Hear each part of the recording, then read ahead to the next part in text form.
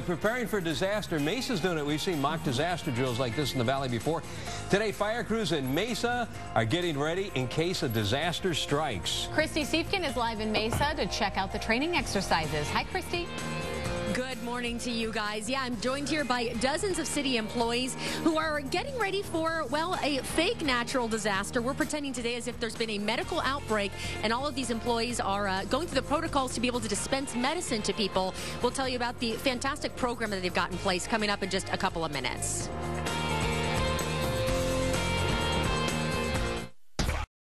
What if there was a citywide emergency and you needed medicine right away? Well, the city of Mesa is prepared for that. They staged a mock anthrax scare, and city officials practiced drills on dispensing medicine in an orderly manner. They also trained non-medical personnel about how to dispense medicine. Well, disaster exercise in Mesa today. The city's fire and medical departments pretending there was an anthrax release and dispensing medicine to people who need it. The exercise took place at Mesa's Central Police Station. It was all part of a statewide exercise to prepare emergency workers in case of a disaster. The victims in today's fake case were city employees and their families. That's the kind of drill you want to do outside, or anything outside for that matter. I know. We'll get through it. All right, also happening this morning, would you know what to do if disaster strikes? It's something they're preparing for right now down in Mesa, and that's where Christy Siefkin is this morning. Good morning, Christy.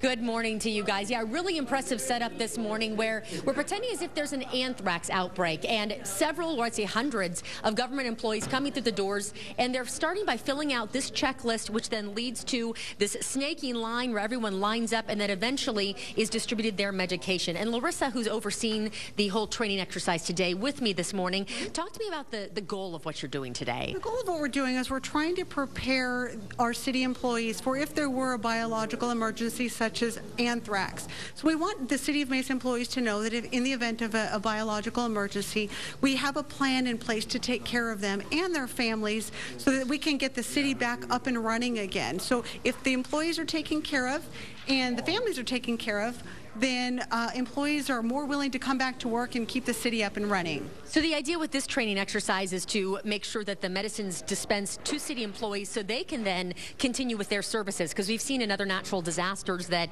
perhaps city employees haven't shown up, and so you don't have the resources to take care of the whole community, right? Exactly. So what can happen is the employees get concerned about their families, and rightly so. So we want to give them a mechanism to take care of their families and themselves so they feel confident enough that the emergency will be mitigated in their own personal life so that they can come to work. It's really important to keep the police and fire departments and all the utilities and all the important city functions running even during the event of an emergency. And what you're doing today is quite unique just nationally.